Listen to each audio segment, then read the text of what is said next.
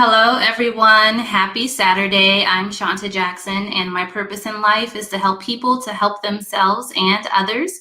Thank you for watching. We are streaming live on both Facebook and YouTube, so please do enter your comments and questions in the chat.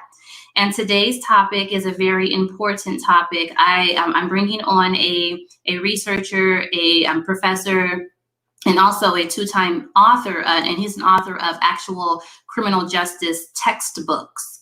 And today we're going to focus on his most recent research that he did, and that research was to examine the level of fear that Generation Z Black Americans have of police. So again, this is a very important topic, and I ask that everyone have an open mind, and that, again, please enter your comments and questions in the chat.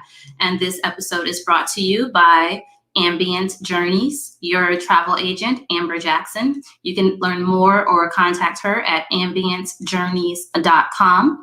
And at this time, I'll bring on Dr. James Jones. Hello, Dr. Jones. How are you today? I'm doing well, and yourself? I'm doing pretty good, and thanks for joining me. Thanks for accepting the invitation. You and I originally connected via Facebook. I think we probably just had a mutual connection. But you're in New Jersey, correct? That's correct. I'm in Jersey. I'm in Central Jersey. Central Jersey. And what's your connection to Las Vegas? Well, I have a home in Las Vegas, so I'm kind of somewhat bi-coastal. And I've been going for a while, initially for entertainment purposes, but now I also teach in the Las Vegas metropolitan area, as well as teach on the East Coast as well. So that's my connection now, currently. Are you at UNLV? No, I'm at Nevada State College. Nevada State College? Right, which is in Henderson. It's part of the NC system, the Nevada higher education system. Yep. Okay. And what course are you teaching there? I teach all law enforcement courses. We have a law enforcement degree, so I am the sole law enforcement professor in that program. I'm the coordinator of that program, so I teach in the law enforcement program. Okay. Well, congratulations, and you have a unique background because your background. Do you consider yourself a member of the community of law enforcement? I consider myself a scholar practitioner. So before I started teaching, before I transitioned into academia, I worked pretty significantly in the criminal justice field. I worked in the juvenile justice field as well as law enforcement. So I held positions as a juvenile correction officer, a probation officer, and a director of 2 juvenile jails in New York City. But then I also worked as a seasonal police officer in Ocean City, Maryland. So again, I consider myself more of a scholar practitioner. Often you have people that do one or the other. Either they are a practitioner or they're a scholar, but I kind of combine both, and I consider myself, like I said earlier, a scholar practitioner. Okay, and so you have your bachelor's and master's degree both in criminal justice, or your master's criminology and criminal justice from the University of Maryland Eastern Shore. So you are an alum of the HBCU. And you have 2 PhDs. So tell us about those and why 2? How did that happen? So the first PhD is in public safety with a focus or specialization in criminal justice. The second PhD is actually in criminal justice with a focus in behavioral sciences. The reason I got the second PhD from Nova Southeastern University in Florida. And the reason I got that PhD was, one, because the institution that I teach at now, the college that I teach at, they paid for it. So it was completely fully funded. So I'm a believer, if free education is on the table, why not take it?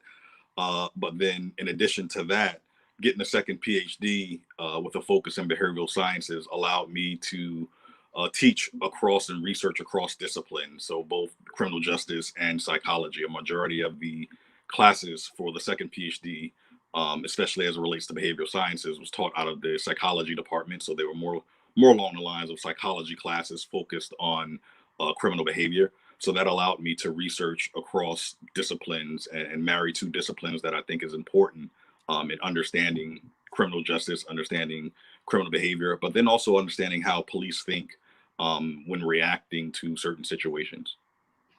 And usually, how do police, I know this is a blanket question and you can't Right. provide a blanket statement, but you're the subject matter expert, so you'll educate us. But usually, how do police respond, or how are they typically trained to respond into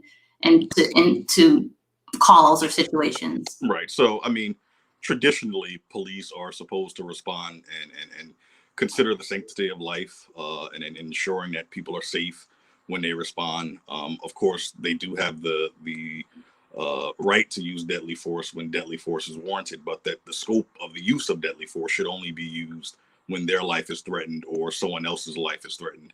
Now, we can talk about other situations where, or talk about how police respond differently to different groups of people as it relates to race, as it relates to socioeconomic class.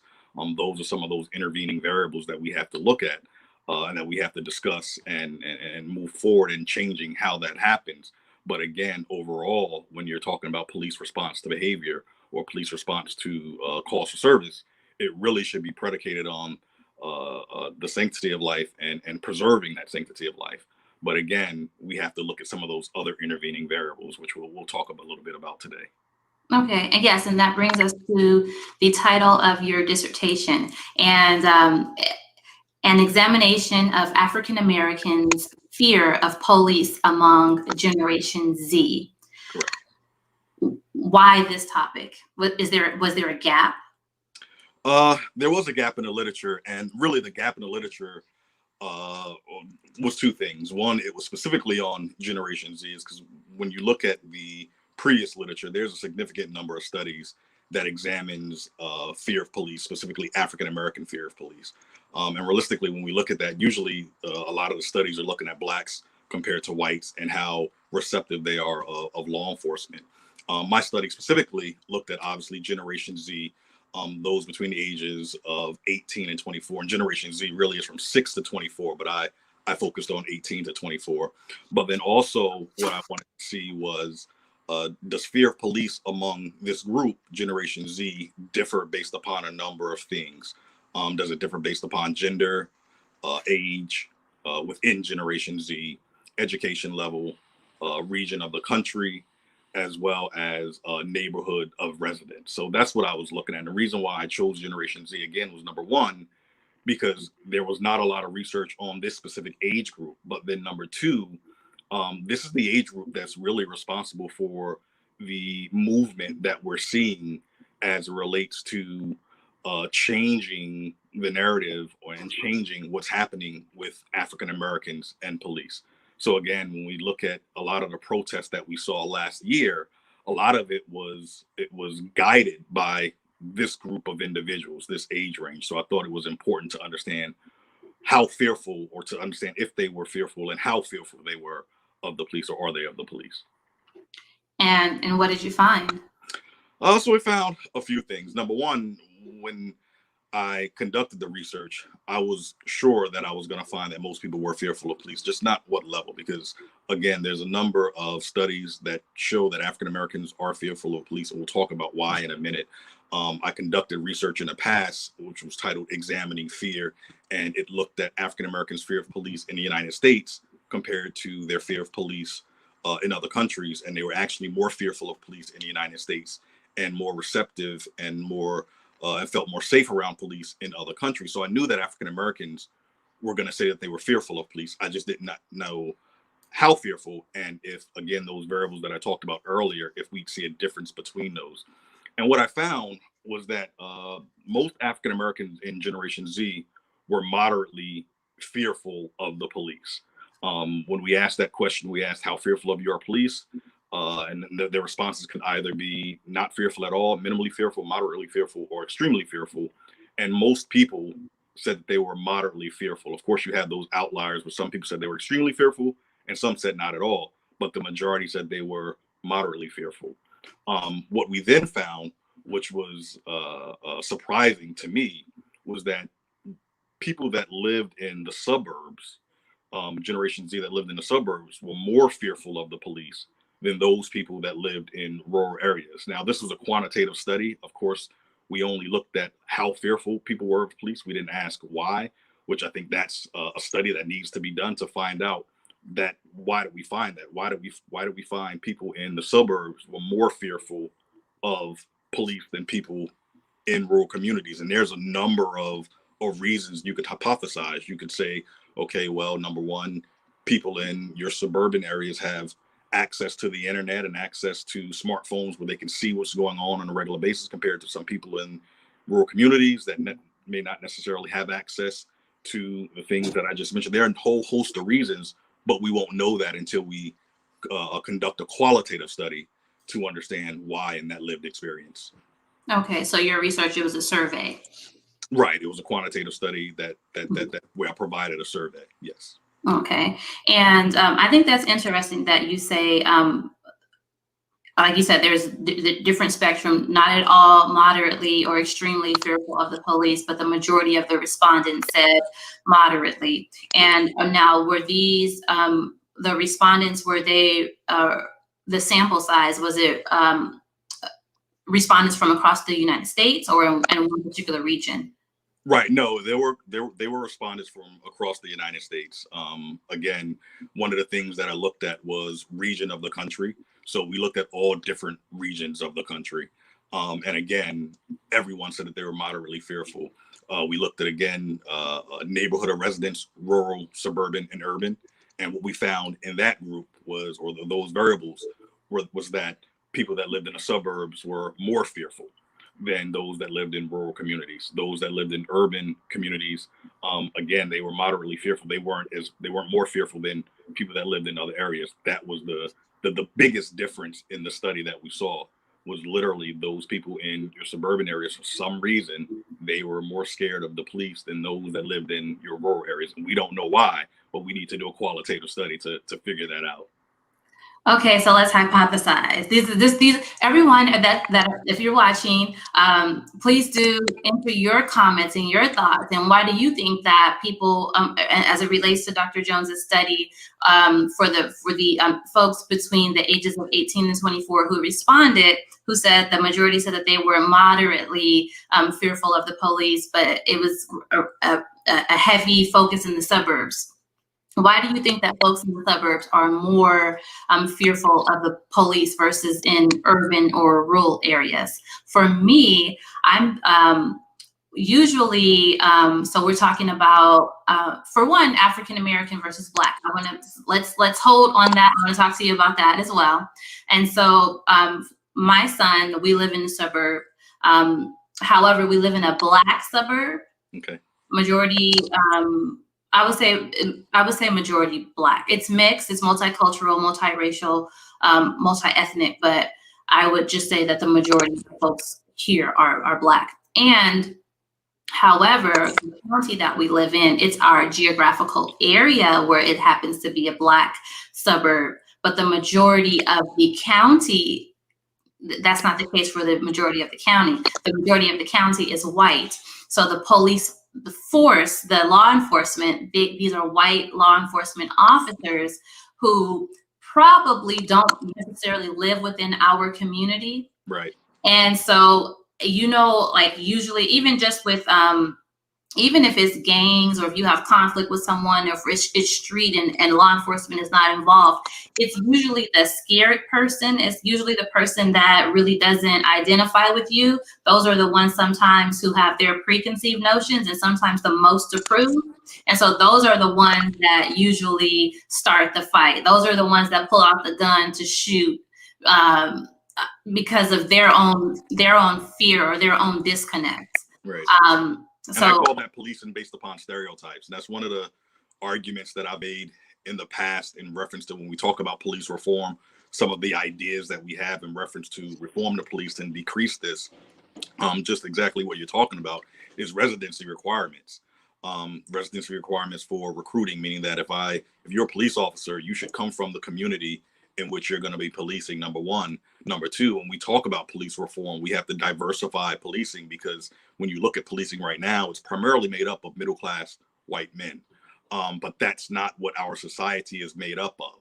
So when we talk about our society, we have to diversify the police department to include African Americans, people of color, women, members of the LGBT community, because this is what our community is made up of. We talk about America being a melting pot, but our police force does not represent that melting pot. And in order to address some of these issues, we have to diversify policing again, and that's policing or diversifying leadership in policing and leadership and management in policing, as well as those that are actually policing and patrolling and responding to calls for service on our streets. Again, this is not something that's new. When we talk about African Americans being killed at 3.5 times the rate that their Caucasian counterparts are being killed, African Americans only make up 13% of the population. African American men and women split makes up 6.5% of the population. But again, we're 3.5 times more likely to be killed during a police encounter than our Caucasian counterparts that make up a larger percentage of our population. African Americans are one out of every 3 African Americans will see the inside of a jail cell in their lifetime, compared to 1 out of every 17 of their Caucasian counterparts. That contributes to the fear that we're talking about as well. A lot of times when we talk about fear of police as it relates to African Americans, a lot of times our mind goes directly to deadly use of force. Well, it's deadly use of force, but it's also stripping us of our freedoms as well. When I talked about, again, 1 in 3 African Americans will see the inside of a jail cell. So again, the way that we address this issue is to really diversify policing so that you're being policed more, the police are more representative of the people that they're actually policing. Okay. You said a few things. I'm sorry.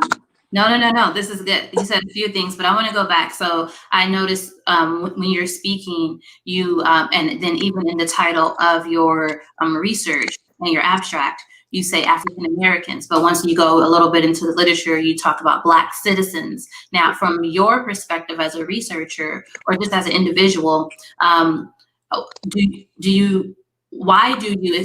far you've used African American and Black interchangeably, and why is that? And is there a need to distinguish? And if so, why? Well, to be honest, race is a social construct in the United States, right? And we often use the term African American, but we know that there are people who may not identify as African American, but their skin color may actually look Black, or actually be Black or brown, so to speak. Nonetheless, when the police come in contact with you, they don't distinguish whether you are African American or whether you come from the Bahamas or you come from Haiti or any of the Black countries. You are unfortunately Black to them. And when we talk about, unfortunately, the disparity or the difference between how Blacks and others are treated in the United States by the police, realistically, we don't separate them based upon, well, you come from Jamaica, you come from Haiti, you come from the Bahamas, or you were born here in the United States, you're African American. Realistically, the race is just Black. We lump us all together as it relates to how the police actually deal with us.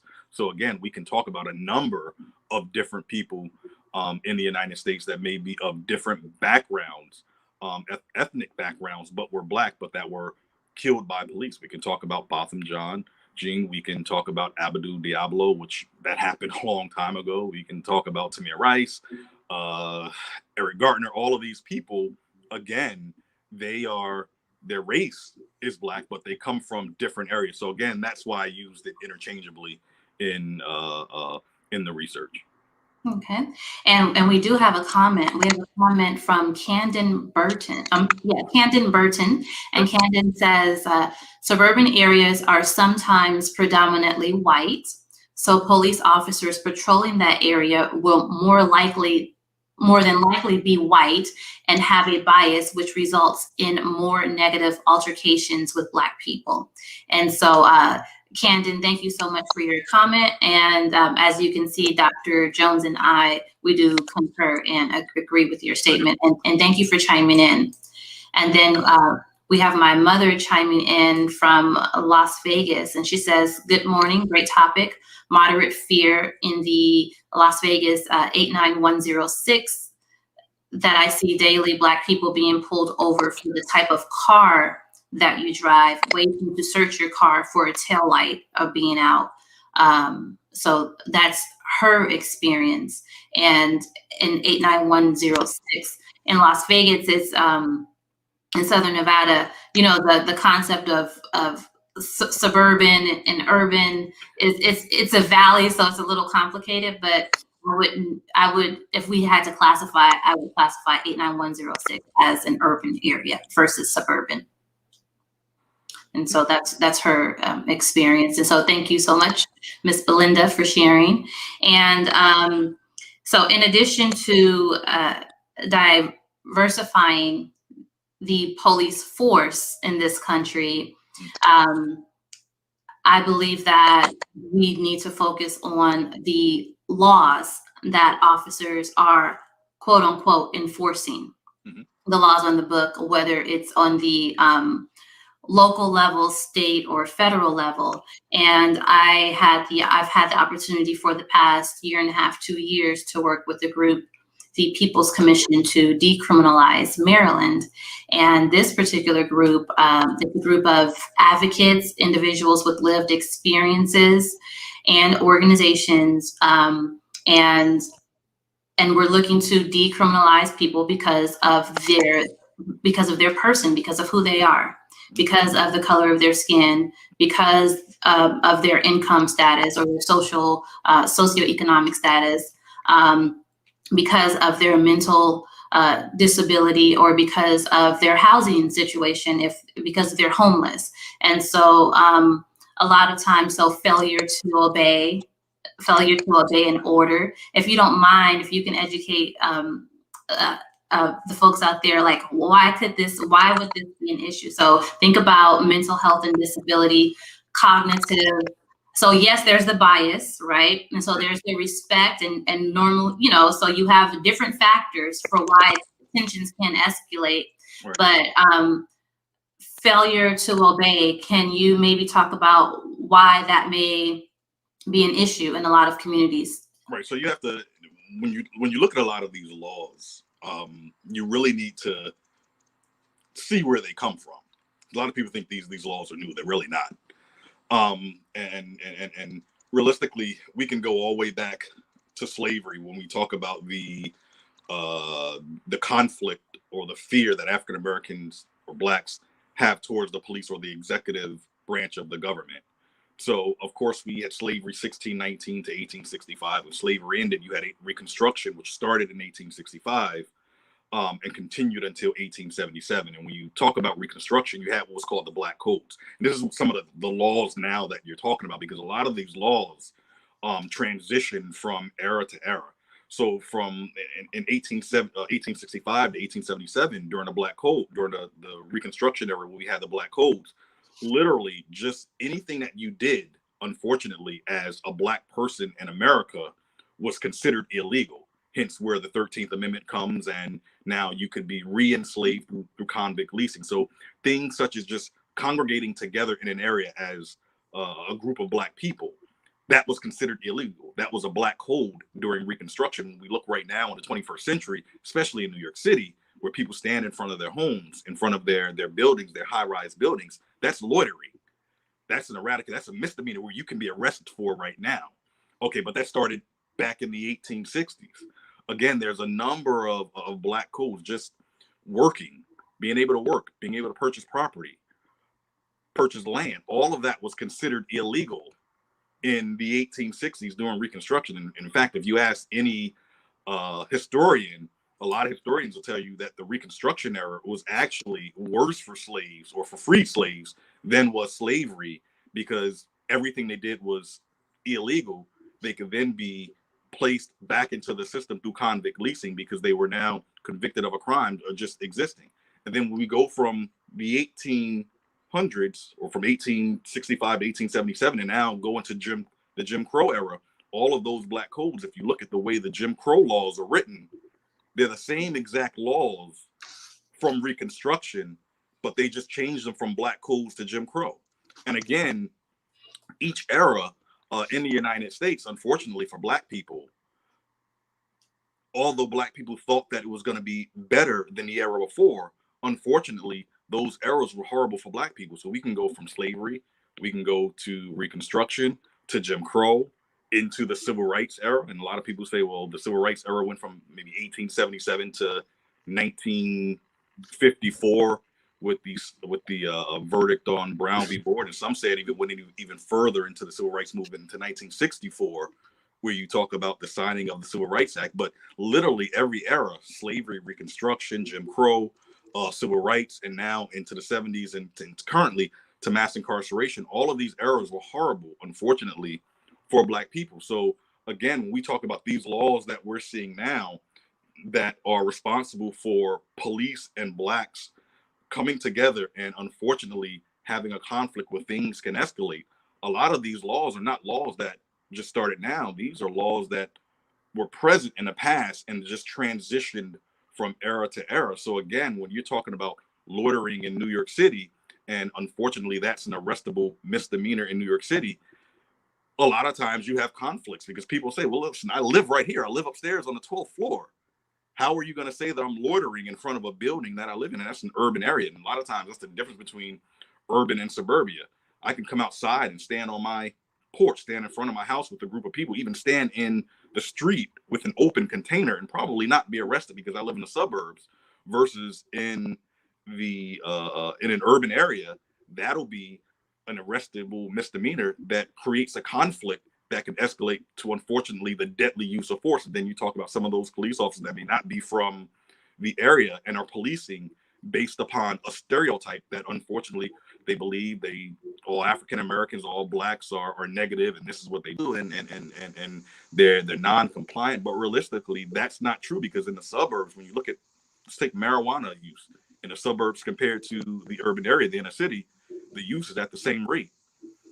Alcohol use is at the same rate when you talk about open containers. But again, when you're over policing in one area, the urban areas, you have the possibility of things escalating and moving to the use of force, and unfortunately, a lot of times, the deadly use of force. And that's where we see that huge disparity. Yeah, so over policing, and again, the laws, it's the laws that they're using to let's limit the interaction. That I think that's the solution, is to limit the interaction that the police have with people of color, probably with people in general. And a lot of the things that people are stopped for, even just loitering, a lot of this is subjective. The failure to obey, right? That's all subjective. And but taking them off the books. So what can the average citizen do? I would definitely, so you all, in addition to our opinions and our comments on social media, in addition to so we have the federal level, but a lot of these laws, these are local, these are state laws on the books. And so your elected officials within your district or just across the state in general, your legislative sessions. And so here in Maryland, it's yearly. I believe in Las Vegas, in Nevada, I believe it's every 2 years or every other year. And every other year, I hear your bottled water, I think something like a little static or something. Okay. Sorry about that, everyone. Yeah, sorry about that. I can hear it. Sorry. So I'll mute you for a second while I'm speaking. All right. Yeah, and so your legislative sessions, there are different advocacy groups. You have community lawyers, you have movement lawyers, you have organizations that are actually working on these issues, and they're actually lobbying right now in session and to their governors and even just local, like there's the attorney generals, like they're really filing lawsuits. They're doing a lot of different things, but the public help is needed. It's kind of hard to influence elected officials and their vote when it's like that same small it can be a small minority that's loud, but remember, there's always opposition, and there are special interest groups. And so and that's how President Barack Obama got elected. It was the individuals, like we stuck in, we stepped up, and yeah. So I say all this to say that it's really important for us to. We'll get Dr. Jones. We'll get him back in, his audio issues. But yeah, it's really important for us to reach out and to say, just ask a question, send an email, talk to their staff and say, I'm concerned about over policing. I'm concerned about the laws that police officers are using to enforce that are they really public safety issues?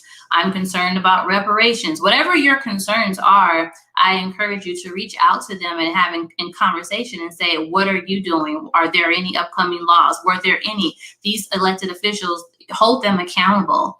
And so we have a few comments in the chat box, and we have Shantu in Prince George's, Maryland. He says, interesting topic. I think that many white racists join the police just to brutalize and kill us with the law on their side. And I don't disagree with that statement. What about you, Dr. Jones? I wouldn't say, because that's a generalization of all police. And again, when I teach law enforcement, I was a police officer. I come from a law enforcement family. I don't think that all police are bad. They're not. We have a lot of really good police officers. It's a few, and we paint the entire law enforcement community with a brush based upon those few bad ones. We have to get those bad ones out.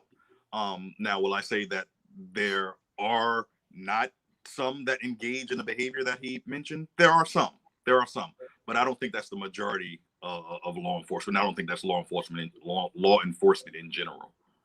I agree with your statement as well. And just for clarification, how I interpreted his comment was that many white racists joined the police just to brutalize. Yeah, and so it wasn't a blanket statement against all law enforcement. Right. And I'm glad we're having this dialogue, because your initial and you had a good response, and I agree with your response as well. But I think that when it comes to this topic, that's what a lot of times people you automatically think to defend, or not even just defend, but just to, you want to be careful to be inclusive and be mindful of your statement. So it was just interesting psychology, your response to his statement, right? Right. Okay, and let's see, who else do we have here? We have Mr. Teller. Mr. Teller, where are you checking in from? Mr. Teller says, good afternoon. Do the different Black ethnicities fear interact with the police the same way? Do you have any research on that? What was his question? I'm sorry. It says, does the different Black ethnicities fear or their interaction with the police? Wait, let me. So I'm reading it as is. Mm-hmm. Do the different Black ethnicities fear the police the same way? So again, my research didn't look at if you remember my research, the term African American and Black was interchangeable. So I didn't look at the different ethnicities within the Black race. But I will say what I believe is that all Blacks, doesn't matter what ethnicity you are of the race of being Black, that you are fearful of the police, because you understand, again, like I mentioned before, that when the police come in contact with you, it doesn't matter whether you are from Jamaica, whether you're from Haiti, whether you're from the Bahamas. It doesn't matter if you're from any of the countries on the continent of Africa or you were born here. Just the fact that you're Black, just the fact that your skin is Black, unfortunately increases the probability. Again, you're 3.5 times more likely to be killed during a police interaction if you're Black, doesn't matter what ethnicity of Black, than you are one of your Caucasian counterparts. And again, I can talk about a number of different people that are Black from different areas or different ethnicities that have been brutalized by the police. Abner Louima being one, which happened in New York City a while ago. We can talk about Botham Jean, where the young lady came into his house and shot him while he was eating ice cream. And then we can talk about American-born Blacks that have been brutalized and killed by the police. I can go down a list. Tamir Rice, young kid. George Floyd, who literally last summer sparked off the entire movement and protest that we saw last summer. So again, I don't think it matters whether or not you are Black from a different country or you're Black from the United States. The fact that you're Black increases the probability of you not having a great outcome when coming in contact with police.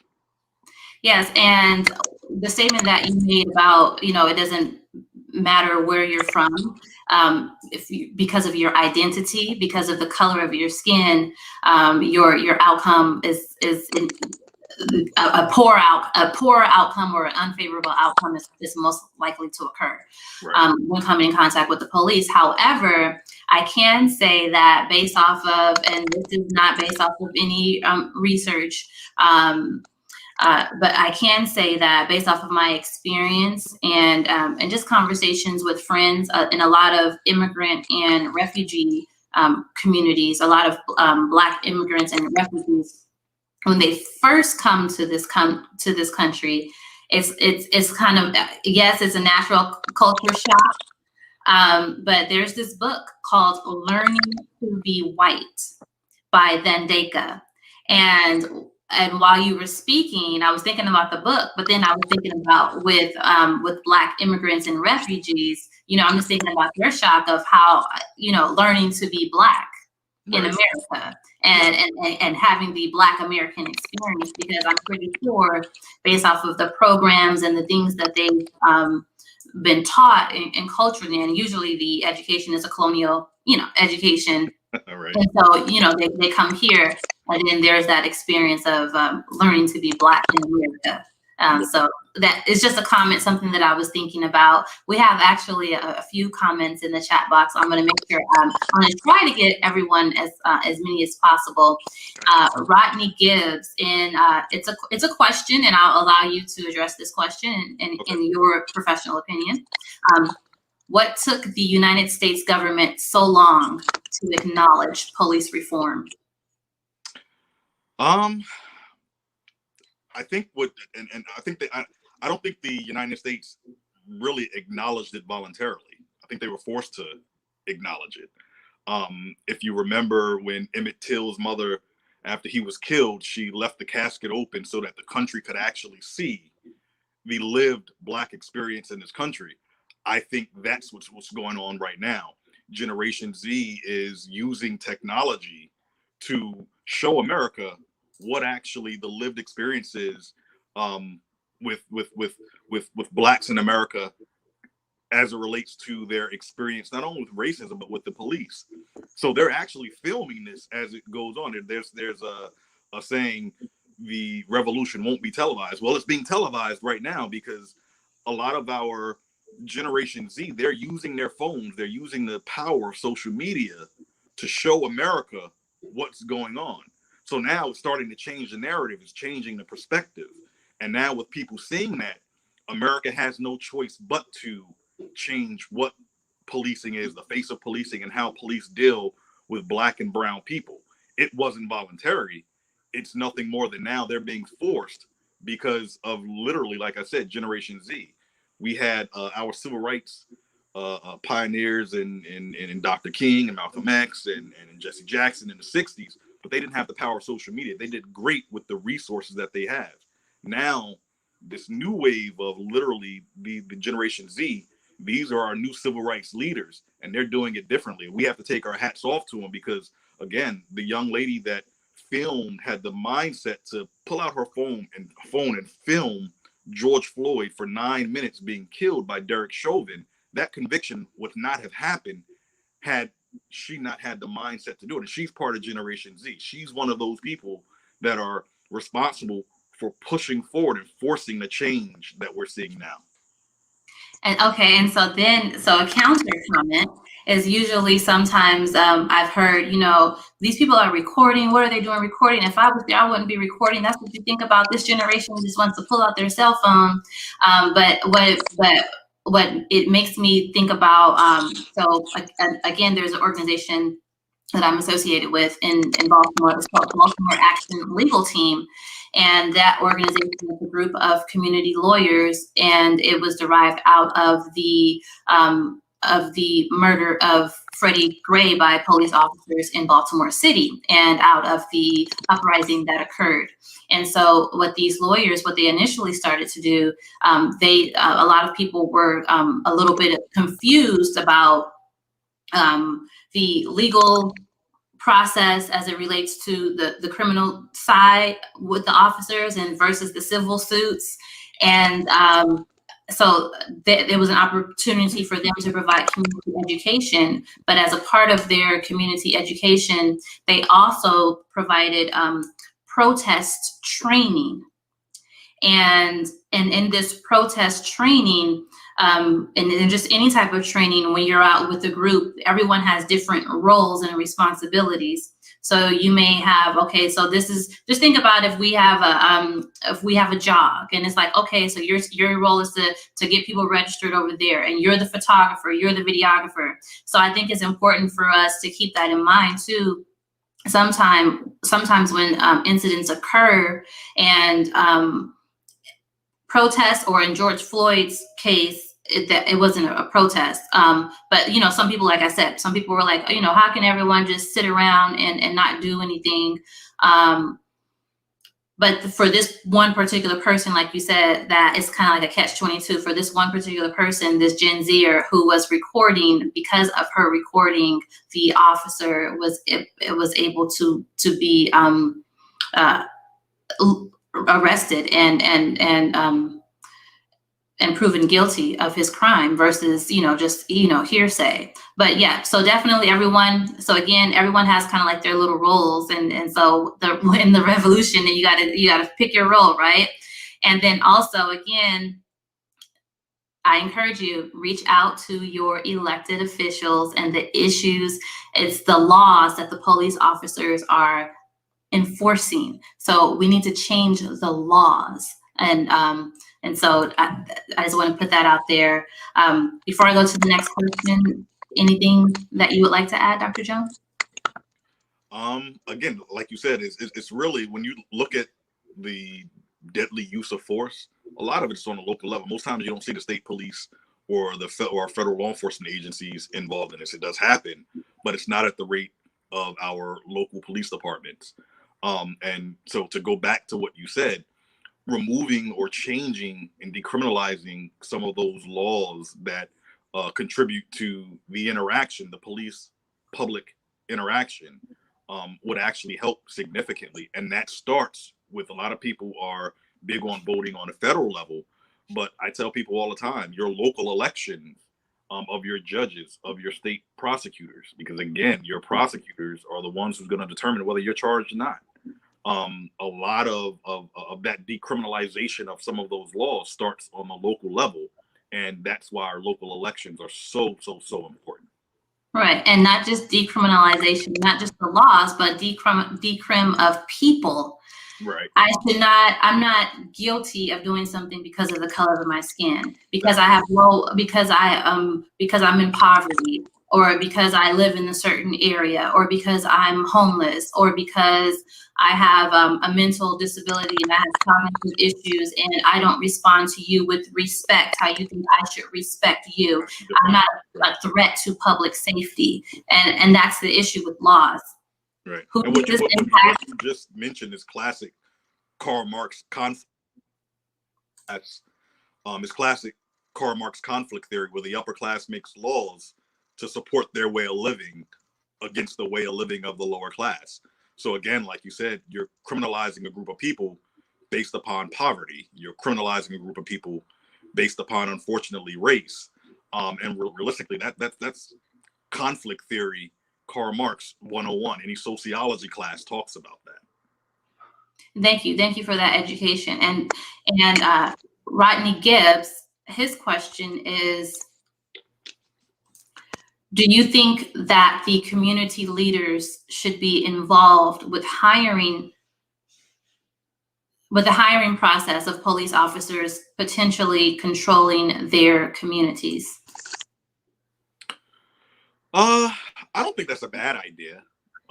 Especially since I don't think that's a bad idea, especially since the people that that are going to be being policed are people from that community. So why not have a hand or say in who you're going to hire? It's just like in academia.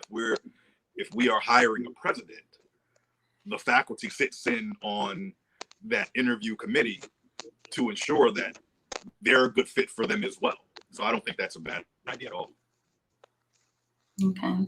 And then who, for me, it's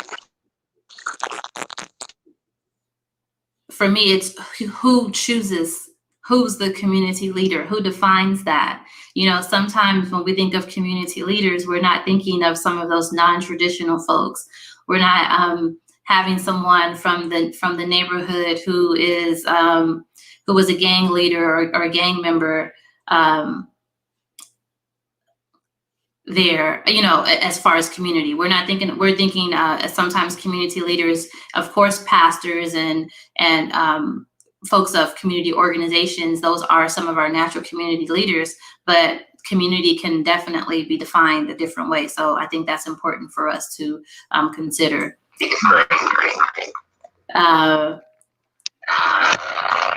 see we have some tech issues. I'm going to. No, can you see me now? Yep, we're good. Okay, perfect. Okay, so everyone bear with us. And for those of you who are just joining, I'm Shawnta Jackson, and my purpose in life is to help people help themselves and others. And you are watching Live with Shawnta Jackson. And on Wednesdays, I stream live at 10 a.m. Pacific, 1 p.m. Eastern, and it's Connections with Shawnta Jackson. And Connections with Shawnta Jackson is for professionals, and we make the most out of networking, professional networking, career development, and business growth through unscripted, unedited conversations with like-minded individuals. And if you haven't already, please do connect with me on LinkedIn. But we do stream on Wednesdays on Facebook and YouTube. And let's see, Tawana Burton, she says that I concur with that opinion. As two officers in the department, I worked left, in the department I worked, I worked left their suburban agency to come to an urban agency I worked. They were indifferent and overly aggressive to the people of color. And so thank you so much, Tawana, for your comment. And then Mr. Teller is in Prince George's County, Maryland. And based off of the conversation we had about, you know, if the police see you, they're not thinking about where you're from. But then I followed up and I said, you know, your comments just made me think about the experience of our Black immigrants and refugees that are new to this country. And Mr. Teller followed up with saying, in his opinion, foreign Blacks seem to have a diminished view of American-born Blacks. Right. And colonization. I mean, what's the answer? Right. And it's not just colonization, then also colonization of religion as well. Right. One of the things that I like to talk about, or that I'm looking forward to, I have a researcher from Harvard University that I'm trying to book, and his research focuses on the indigenous spirituality of Africans and African countries. And he talks about the colonization of Christianity and Islam. Right. But however, the African spirituality, the fact that in the diaspora across the world, how it's actually represented across the world in places like Cuba, Haiti, Brazil, even here in the United States. I'm thinking of New Orleans, Louisiana, for example. Right. And so, and another question, Dr. Jones, what are your thoughts on the movement of defund the police? So when we talk about defund the police, I guess I would say I hate that term defund the police because it makes people think that we're taking all of the money away from police. I understand the reallocation of funds to definitely mental health and social services and other areas that, number one, would decrease the interaction between police and the community, but then also give a more educated or subject matter response to certain calls for service. I get that. I'm with that. I understand that. And I do support that. However, we do have to understand that sometimes the police, we do need them to respond when there is a crime going on. And I am of the belief I'll prefer to be prepared for something rather than not have what we need to respond when we need it. So again, I am all for reallocating funds to increase money going to areas such as social service, such as mental health, so that we can decrease some of those interactions. But I don't like the term defund the police because it gives people the idea that we're either taking every bit of money away from the police, or I've seen Shawn King talk about this, where he talks about just abolish police. We can't do that because we are a society where crime is actually present. And if we don't have police to investigate crimes, to respond to calls for service, well, then now you have essentially what would be considered a lawless society where people are engaging in responses based upon things that happen to them, and we don't want that to happen. We need the police. We need the police to be present, but we need them to respond differently than they're responding to certain groups. Again, we can talk about police training, and people say the police aren't trained well. I challenge that. The police are trained very well. We spend significant amounts of money every year on training the police, and we know that the police, that their training actually works, because when they engage with people that are not African American and not people of color, when we've seen them exhibit professionalism, we've seen them capture people or take people into custody that are white. So we know that their training works. Realistically, what the issue is the devaluing of Black and brown lives. That's what we need to address. And we need to address the accountability when that devaluing of Black and brown lives actually occurs. So again, when we talk about defund the police, I'm for reallocating funds to mental health and social services, but I'm not for abolishing the police or taking every bit of money away from law enforcement that does not allow them to do the job that we as society needs them to do. Thank you. Thank you for that. And on that note, we'll close out this discussion. I know we can keep going and going, but I'll let you have your Saturday back. Everyone, thank you so much for watching. I've enjoyed this conversation with you all, and I appreciate your comments and your questions. And Dr. Jones, the title of his dissertation is an examination of African Americans' fear of police among Generation Z. If you want to stay in contact with Dr. Jones, you can reach him at jamesrjonesphd@gmail.com.